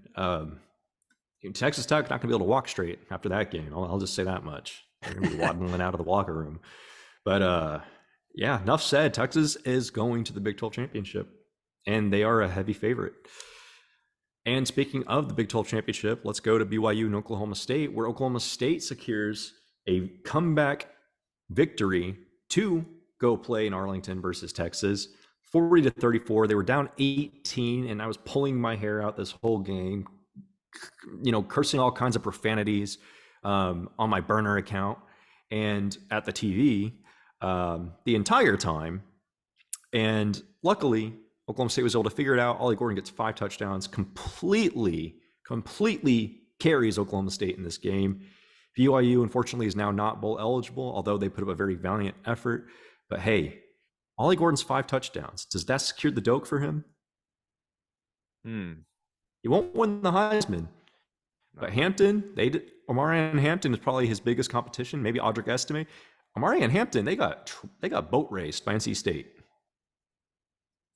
I think it should secure the Doak Walker for him, but at the same time, we talked about how half of these people that vote for these awards are idiots and they just will go with recency bias. So a lot of them are going to watch Ollie Gordon in the Big 12 championship.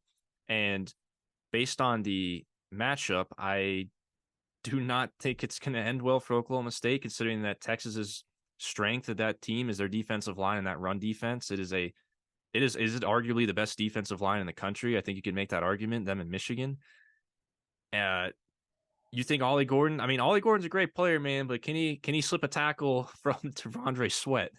I mean, the Doak Walker is the Doak Walker is supposed to be a regular season award, but I'll tell you what, I know the voters there's like Heisman, all that. You're not supposed to consider after regular season, but they definitely do. 100% they do. Half of these idiots are going to watch the Big 12 championship game and see Ollie Gordon potentially, I think, likely get bottled up by Texas, and they're going to be like, "Oh, this guy sucks. Who's the other guy? Hampton. Oh, he's got good stats. I'll vote for him." That's what I think. That's a lot of how these idiots work when they vote for these awards. They're complete idiots that don't have football IQ. Yeah. So yeah, we were talking about that earlier in this pod. Just how most people who have a vote in these national awards are idiots and don't know what's going on. But hey, Ollie Gordon deserves to win the Doak, hands down. It's not close to me, but we'll see. But anyway, let's move on in the Big 12 here. West Virginia, Baylor. And I just wanted to bring this up briefly, man, because it looked like Baylor was going to put a little wrench in West Virginia's season and put them into a worse bowl game. But Baylor allows a go-ahead touchdown with 23 seconds left in the game. West Virginia wins. Neil Brown carries the Mountaineers to the moon, 8-4 on a year where his seat was hot. He has found some ice chips and he has cooled it down a little bit. Baylor is now 3-9. And I got to tell you, there's a little, nothing can be created or destroyed here. That heat that was going from Neil Brown's seat has shifted over to Aranda's seat a little bit. Now, Aranda's going to be retained this year, but hey, man, 3-9. We'll see. There's going to be a lot of pressure on Dave Aranda to perform next year after this 34-31 loss. Yes, there definitely will be a lot of pressure. And that was breaking news actually right before we recorded this afternoon on Sunday. Aranda will be retained for 2024. But yeah, dude, I think from West Virginia's perspective, just on the whole, think about this. Their win total was like 5.5. They weren't expected to make a bowl game. We thought if they make a bowl game, that'd be like a very good coaching job. We thought it was like almost a guarantee that he was going to get fired, especially with how West Virginia's schedule looked at the beginning of the season. And then, teams like Texas Tech and TCU and Pitt and all those teams definitely did not turn out to be as good as we thought. But West Virginia ended up finishing as a top half team in the Big 12, which seemed like if you would have told that to anybody at the beginning of the season, people would have said, yeah, that's not happening. It's a good coaching job. You have to give credit where credit's due. You got to think about this performance on the season as a whole. This couldn't have gone any better for West Virginia. 8-4 seems like impossible. So Garrett Green really took a step forward this year. I think they owe a lot of that to him, but hey, credit to West Virginia, man. And speaking of another team that we did not expect to finish in the top half of the Big 12, dude, Iowa State. Oh, yeah. Iowa State Iowa State beats Kansas State 42-35, and they should not have won this game. They should not have won this game, Shub. Let me just read you the stats. I know I texted you some of this, so some of it's spoiled, but I'll bring it up for the listeners. Kansas State had 32 first downs in this game to Iowa State's 10 first downs. Iowa State had 5 touchdowns of 60 yards or greater in this blizzard. Their running back had 16 carries for 276 yards and 3 touchdowns. And they had a wide receiver who had 3 catches for 106 yards. All of their touchdowns were on massive chunk plays. Kansas State was the better team, but they just got gashed too many times on major plays, and Iowa State capitalizes. Iowa State wins this game. This is just so strange to me, man. Like, this Kansas State team has not been consistent this year at all, and we're not used to seeing that from them. No, not at all. I didn't get to watch it, but from the highlights and everything, and just looking at the box score, like, what? I mean, it makes sense that this was a snow game. I just got to repeat this before we move on. I just got to repeat this one more time. One team got 32 first downs. The other team had 10. 32 first downs to 10 first downs. And the team that had 10 first downs won the game. Sounds like Iowa. Yes. Well, it was Iowa. It just added a little state at the end. Maybe it's the state of Iowa. Yeah, true. Maybe it's not Iowa. Is it the state of Iowa? It's not the state of Iowa, because there's 42 points on the board there. Subtract 30 points there, and now that would be Iowa. That'd be more Iowa. So let me ask you this, since we just covered the Big 12 and a quick little rundown here. So I'd say there's, for Big 12 Coach of the Year, I think there's 4 candidates in the running, right? So I think you got to have Sark in there. I think you got to have Mike Gundy. You got to have Neal Brown, and you got to have Matt Campbell.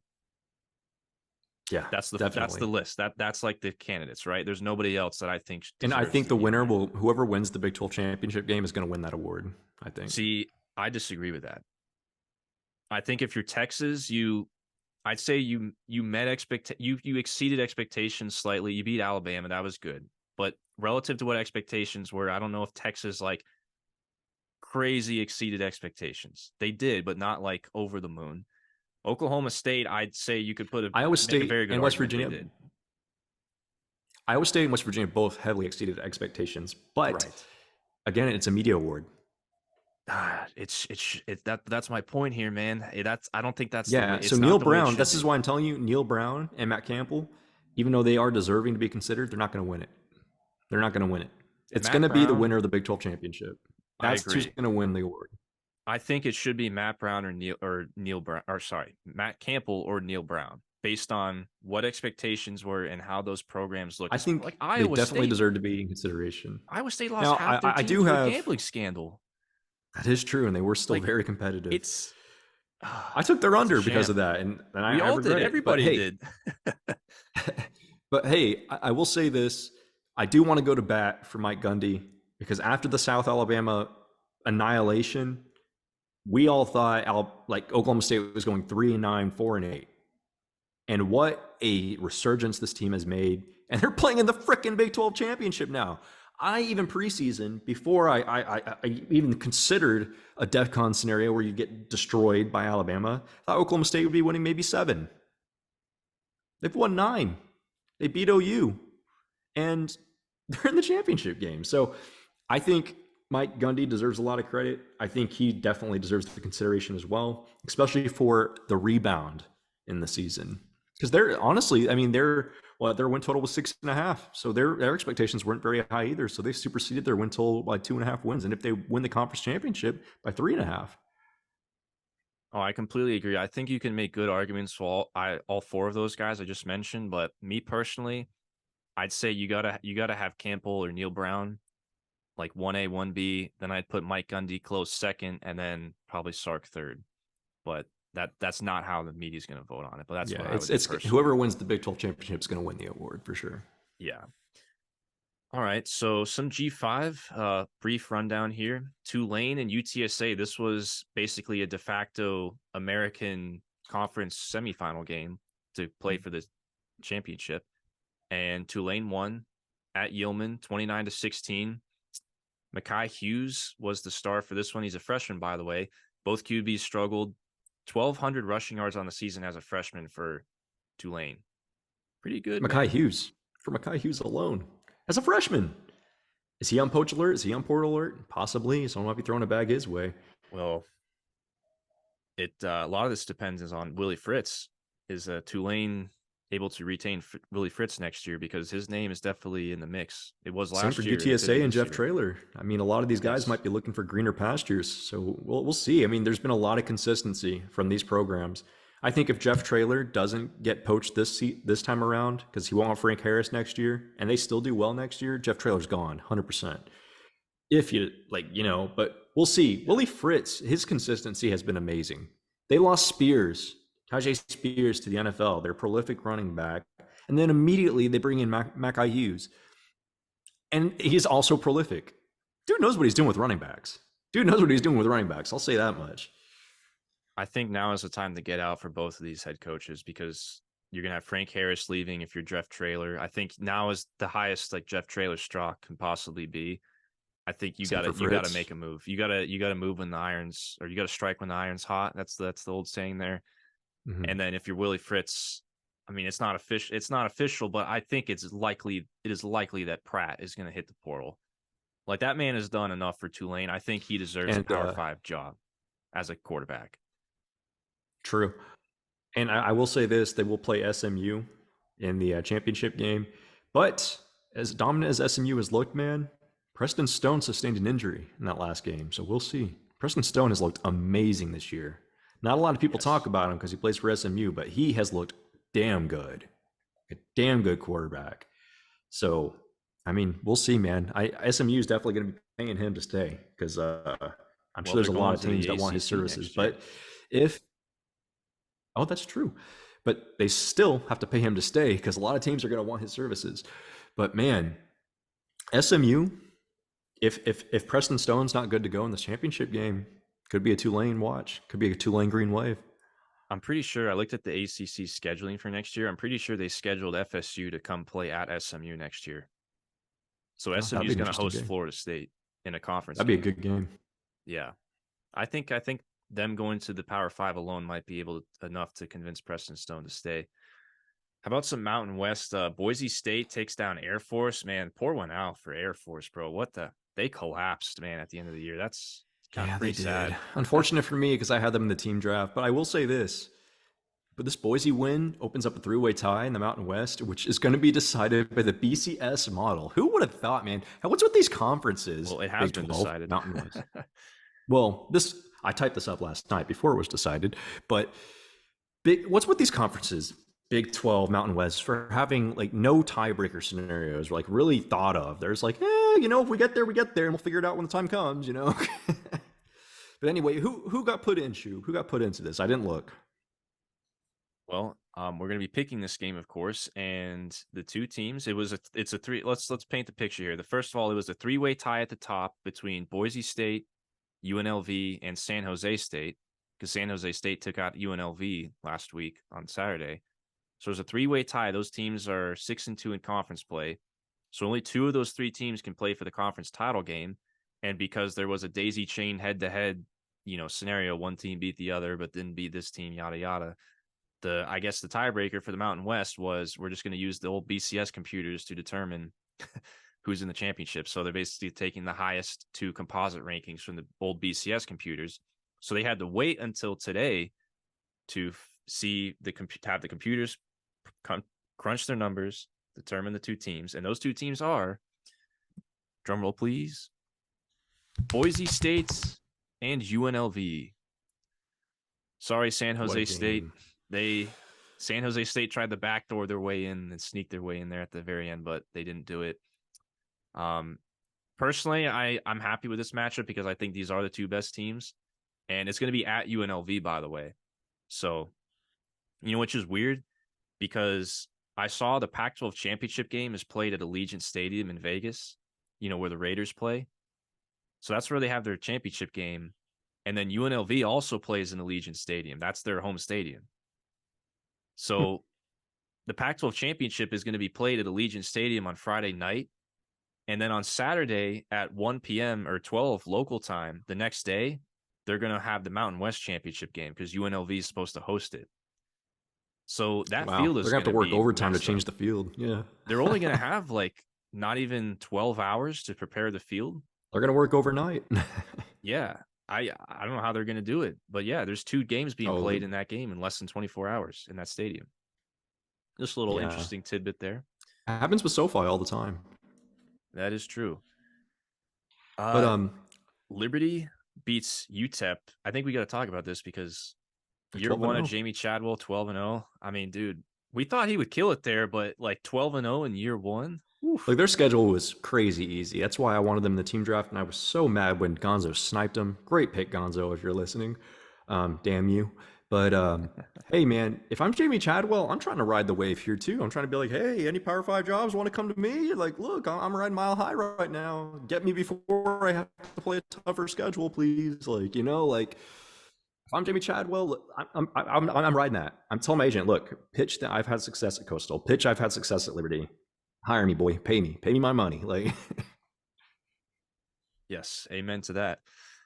So, how about some other breaking news, man?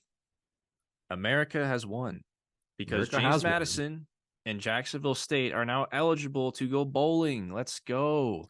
There were enough 5-loss teams, or 5-win teams, I should say, to where they said, you know what? James Madison, Jack State, you're going bowling. Oh, and by the way, there's so many teams that didn't make bowl eligibility that 5-7 Minnesota is bowl eligible. Ugh, puke. 5-7 Minnesota is going bowling.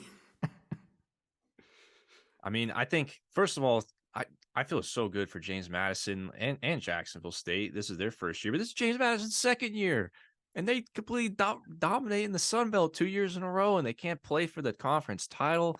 At least they get this. This is like somewhat of a consolation prize, but it really isn't because they've been robbed of like 2 conference championships back-to-back years. I think they owe James Madison a quality opponent, like a quality Power 5 opponent to be able to prove themselves. So Like do they you owe think James Madison that. So I think now it begs the question, James Madison, they're not ranked in the college football playoff rankings. I mean, I think it's unfortunate. Well, it's I'd say it's deserved. I think the American teams are better than James Madison. A little bit better competition, but do you think the winner of the American championship is going to be the G5 New Year's 6 representative over James Madison? Probably so. I mean, Tulane's already ranked. So if they beat SMU, then they're definitely going to be in. But I if know James SMU Madison's beats allowed to make a Tulane, bowl, but I don't know if they would put him in a New Year's Six bowl because of all the limitations. I feel like the NCAA would block that. I don't know. They wouldn't block that. I They don't wouldn't know. block it. It's up to the committees now. It's to decide. But the thing is that James Madison doesn't have a conference championship. So Yeah, James Madison's not getting into a New Year's Six without a conference right, championship. I think so too. Plus James Madison lost last week. We didn't talk about that, but they did. It's going to be hard to put them in over Tulane or SMU. Who have both looked very, very good. And then your Liberty sitting there at 12-0 saying like, hey, we're 12-0. Even though you played like one of the worst schedules of all time. I think if Liberty played SMU or Tulane, they would lose by 2 scores. Yes. Yeah, it's a different competition level for sure. But hey, the good news is that they're just going bowling. I think that's got to be a good feeling, especially for JMU. Well, we already talked a lot about some head coach firings and job openings, but there's a few that we didn't cover. So, what do you think about Indiana firing Tom Allen? And yes, he was fired. I think if you're an Indiana fan, if there are any Indiana football fans out there, I know there's basketball, but if you're an Indiana football fan, you're like, yes, we finally did it. We finally did it, guys. It took long overdue. Enough. Long overdue. I thought they were going to keep him there forever. I'm shocked he wasn't fired a year earlier because I mean, what has he accomplished there? I think he had like a bowl season in like his first year or two, if I recall correctly. But other than that, he hasn't done anything. Indiana has been just a cesspool of garbage in the Big Ten. They have been the routine bottom feeder, the Vanderbilt. The Vanderbilt to the SEC is what Indiana is to the Big Ten. Rutgers has surpassed them. Rutgers used to be the laughing stock. Now it's Indiana. And grant you, Indiana has been more competitive than you would have expected in some of these games this year, but not by much. Indiana being a bottom feeder in the Big Ten in a league where the bottom half of the league is just atrocious just speaks volumes of how bad Indiana was. It was time to move on. But the thing is, this begs the question, Shub. If you take the Indiana job, what's your realistic ceiling? A good year for you is 6-6. Yeah, yeah, going to a bowl game year. at 6-6 is a good year for you. And I think emphasis on good. Yeah, exactly. And that's like the peak that you can expect to reach at Indiana. I mean, here's the problem. It's like if you're Indiana, it's like we talk about trying to find that edge. If you're Indiana, you're like, we're going to scratch and claw our way. Our ceiling is scratch and claw our way into like the upper part of the middle tier of the conference. Like that's your ceiling. Look at the rest of the middle tier of the Big Ten right now. Michigan State just hired Jonathan Smith. If you're an Indiana fan, you're like, oh no. Wisconsin just hired Luke Fickell. Oh, that's not good. Nebraska has Matt Rhule. Matt Rhule. His name's escaped me. Yeah, those are all phenomenal coaches. Like it's only going to get better. Are you going to get any? Is Indiana going to get guys that are better than those? Dan Lanning and DeBoer come into the league too, and Lincoln Riley. Yeah, exactly. And USC and UCLA coming in that are just better programs by default than you. So it's like, bro, I just don't. I'm sorry, but I just think Indiana football. It's like if you go 6-6 in the new Super League and go bowling, like that should be celebrated. And I just of all the guys I just named, like I don't think they can get a coach that's any better than the guys that are already in the middle tier of the Big Ten right now. I don't know who would take that Indiana job. I don't think you're going to be able to. You're not going to be able to get a Kirk Cignetti. You're not going to be able to get a Willie Fritz. None of those guys would take that job. It's a job where you take it, you take the cash, but you know you're getting fired in like 4 years. Take the check, take the losses, baby, as our Exactly. Cover 3 friends like to say. I love that saying. Take the check, take the losses. And that's the thing. I don't think any coach who has aspirations of coaching at a higher level, who's on the hilltop right now, is going to accept this job at Indiana. Yeah, I would agree. I mean, look at what Northwestern just did with David Braun. I mean, I'm looking at Northwestern. I'm like, shoot, Northwestern may have a better coach than we do now. Like, I don't know what I'm sorry, guys. This is just, I don't know. I don't know how you can look at this job and be like, it's not looking great right now. Competition is just going to get infinitely worse. Well, how about Kentucky? So we talked about how Mark Stoops flirted with the Texas A&M job, but stays in Lexington. Mississippi State hired Jeff Lebby. We graded that hire. Texas A&M, we've already talked a lot about them, but we've already went through all the candidates. Is there any other candidates out there for the A&M job that you're thinking of that like haven't been mentioned? I know that A&M. I know a lot of the high-end boosters really want Matt Campbell from the Detroit Lions, but Matt Campbell himself has said that he doesn't want to come back. And I wouldn't blame him. He's got a good thing going there right now with that Lions team. Yeah, and he doesn't have to micromanage a bunch of kids. He just has to coach. Yeah. Yeah. But we'll see. I mean, if A&M wants him bad enough, do you think A&M be dumb enough to shell out like more than Saban to go get him? Yeah. I mean, can't put it past them. I mean, it's monopoly money with them. I mean, we saw that with Jimbo Fisher. How about some Big 12 job openings? So this isn't an opening. This was more of a job. This was more of a closing or a confirmation that the job is still not open. And that's Dave Aranda. It's been official that he is being retained for 2024. We already mentioned. I think he's got 1 year. Can he get any much better? Is the question. Like I think Aranda. I think Baylor's ceiling is maybe like 8 wins, as like a consistent like top. I'm thinking like 5 to 8 wins is like their actual range, but maybe every now and then they can pull off a 9-10 win season in the new league. But that's only if they're able to keep building. But I don't even know what's happened to Baylor, man. They have just fallen off a cliff. They're not even competitive anymore.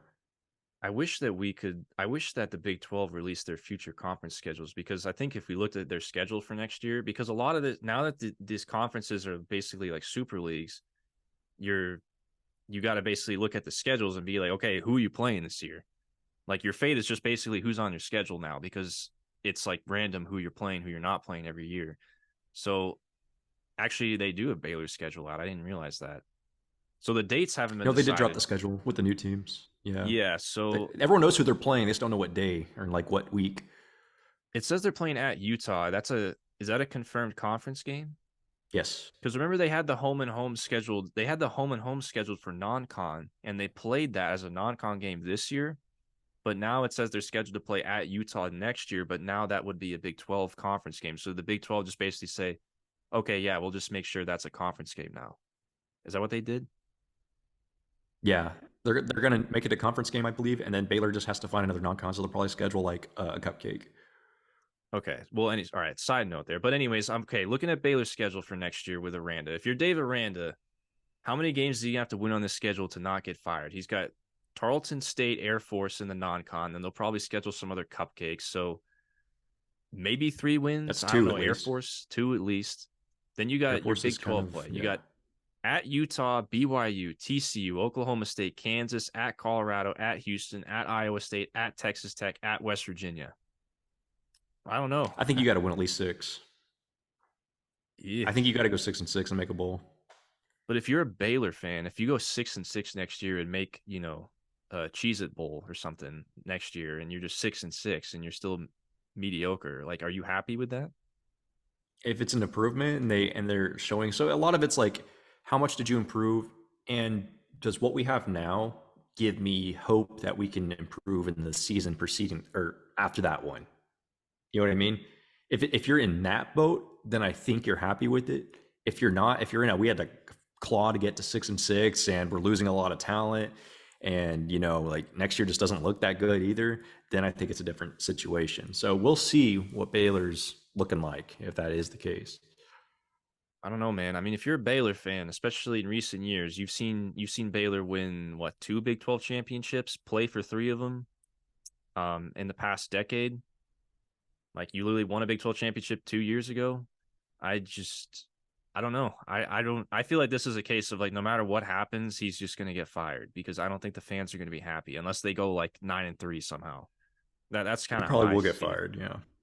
Yeah. I mean, He's Baylor's a probably private he's probably school. one of those guys who's meant to be a better DC than an actual head coach, because he was a fantastic DC. Oh, it's just crazy because it was looking so good, man. Inexplicable decline. This one is definitely, we'll look back at this and be like, how did that happen? How about Houston? They fired Dana Holgerson after this season. They finished 4-8, I believe. And Houston, honestly, I think this one was coming. I think everybody kind of knew it. I think Dana Holgerson might be someone who would actually take the Indiana job. Take the check. Like, honestly, because you just got fired from Houston. Where else are you going to be able to get a job as a head coach? I think if anyone takes the Indiana job, I feel like Holgerson might be a guy who would entertain it, get a good paycheck. What if he just goes back to being an OC? I mean, he's he made could do that as well. Out of a good offensive play caller. You know what? You know who just opened up? Oklahoma's OC. Ooh, I could. He see could that. end up being the OC for OU, Dana Holgerson. Ooh, I could see that. That would actually be a good hire. I think that'd be a good hire because he is a good OC. Is he an upgrade over Lebby though? Well, according to OU fans, yes. OU fans think everyone's an upgrade to Lebby. Dude, are you kidding me? I don't know about that. I mean, dude, OU's offense was good this year. I don't know, and they didn't have great receivers. But if I'm just talking the Twitter sphere, every single OU fan was like, "Oh, fire Lebby, fire Lebby." Yeah. What? Yeah, fire your offensive coordinator after you just had to score like 65 points to beat TCU when your defense gave up like almost 50. But the problem is your OC, guys, right? It's not the defense. It's not your beloved head coach's defense that's giving up 50 points a game is the problem. It's the OC that just drops 60 to win the game. Yep. Sorry. All right. And let's just drop one more here. Dino Babers is gone for Syracuse. Interesting to see who they're going to hire as well. Now, Syracuse might be a job with a little more stability because with Syracuse, they understand that there are limitations to their program. They're the type of program that would probably be happy with 8 wins. You make a bowl game, you're winning 8 games. Yeah, you would be absolutely happy. So if I'm thinking Jeff Traylor or Willie Fritz, this is the type of job I'd look for if I were them, because there's more stability here and less pressure to win if I'm going to make a Power 5 jump. Less pressure to win for sure. If you're those guys, I think you're looking for something better than Syracuse, though. You are, but if you're going to make a leap and try to get something this year, like say that's your only offer, and you're trying to, if you're Jeff Traylor, you have an offer for Syracuse, no other head coaching offers, and you know that, Harris is out the door. Maybe I don't like the quarterback I have coming in next year. Maybe I don't think I'll be as successful, and maybe now's the time to take it while I still can. I mean, I get the rationale, but like, man, if you're Jeff Traylor, do you want to go from San Antonio to freaking like upstate New York, or if you're Willie Fritz, you're gonna go from New Orleans to upstate New York? If the money's right. If the money's right, that's like a totally different footprint, like terrible living condition. I don't know. I don't That know. seems like a stretch to me. Money talks, Shub. If he's making $4 million to go coach at that school, I think he'll do it. But does Syracuse have that type of money though? I In don't the know if ACC, I don't think they they got that do. money. How much was Dino making? I don't think they do though. I mean, Dino was pretty How much was Dino transparent making? about their NIL situation. Dino was saying like, "Hey, like we simply just don't have the NIL right now to keep our good players." Dino was making 3.2 million. So probably more than Jeff Traylor's making. That seems like a stretch. I don't know. Actually, no, it's not. It's close. Jeff Traylor's making 2.5, so it'd only be a slight upgrade. So yeah, he probably wouldn't take that for such a menial upgrade. I heard there was rumors that Dan Mullen was potentially interested in the Syracuse job. That would be a phenomenal hire. There's only rumors for that because Dan Mullen's from New Hampshire. I think Dan Mullen's just interested in head coaching, period. I think he's just like, hey, whoever wants to hire me, I'll go. Bro, if he could coach at Syracuse and you just have a good offense, like probably try to finish in the top half of the ACC, make bowl games, and then there's no pressure to like he doesn't have to worry about fans getting on him for not recruiting. Yeah, and then you just make like millions. Yeah, like I could see that totally being a comfortable situation for him. But also, Holy Cross's head coach, I forget his name off the top of my head, but there was rumors that they might be interested in Holy Cross's coach because Holy Cross has been they almost beat Boston College early this year. They've been kind of a FCS wagon. Yeah. So that's Holy Cross. I mean, I'm not going to claim to know anything about them, but if you could win at a place named Holy Cross, I think you're probably a pretty good head coach. True. And you're in the similar footprint. So something like that, I think, would be a perfect candidate for Syracuse. So yeah. So what I'm seeing is that the school has looked at former Mississippi State head coach Dan Mullen, Holy Cross coach Bob Chesney, Toledo coach Jason Candle, Marshall coach Charles Huff, and Notre Dame defensive coordinator Al Golden for its head coach. Al Golden? Oh my gosh. I don't know about Jason Candle. I mean, I don't know about that one. I know Toledo's consistently well, but Toledo also is like they're kind of like Texas in the Big 12. Like they have a huge like facilities and resources advantage over the MAC. And I mean, I don't know. That one's tough. Yeah, I mean, of that group, it's definitely a Dan Mullen or Bob Chesney play, I think. Bob Chesney, Syracuse head coach. That really rings a bell to me, man. I feel like that's going to be the guy. I feel like that. It just sounds right. Like it does. It just sounds right. I don't know. Take a chance on the guy from FCS. Maybe he might be like Syracuse's next Nick Saban. You never know. I'd rather take that. I'd rather take that risk than get somebody more established that maybe doesn't have a high ceiling. But I don't know. We'll see what they do. Possibly. All right, man. We talked about a lot, man. We've ran over 1 hour and 53 minutes as expected, but it's that time of year. There's just so much content to talk about. We can't even cover enough ground if we really wanted to. So much to talk about. If you sat here and watched this whole video or listened and you're still here, like, thank you. Leave a comment. Let us know what you guys' thoughts and opinions. Seriously though, we thrive over the comments you guys leaves. It fires us up. We like interacting with you all. Since we were talking about head coaching hires, before we move on, just real fast, I went ahead and looked up Houston's, like the Houston coaching search, because I was just kind of curious. And here's their top candidates: Willie Fritz, Barry Odom, Willie Stein, offensive coordinator, Oregon, Jeff Traylor, and that's it. Those are like their 4 top ones right now for Houston. I think if you're a Houston fan, if you got any 5 hours ago. If you're a Houston fan, if you got any one of those 4 guys, I think you'd be very happy. I would like that Stein hire. I think that'd be a great hire. Traylor, if you get Traylor's in the mix for the A&M job, if you're Houston and you get him, I mean, that's a home run. Even Fritz, with what Fritz has done? Yeah. That's a And home you get any of run. those 4, I agree. Any of those 4 is a home run hire for Houston. Yeah, I'm very happy if I hire one of those guys if I'm a Houston fan. All right, well, as I just said, if you're still listening in, leave a comment, let us know what you guys think. Talked about a lot, but for the Saturday Scholars, this is Zan. I am Shub. Gonzo not here with us this week. He will be finally back from vacation next week, so curious to hear his thoughts and opinions. A lot has happened since then. The Saturday Scholars, we're signing out. See y'all later, and enjoy your college football conference championship week Saturday.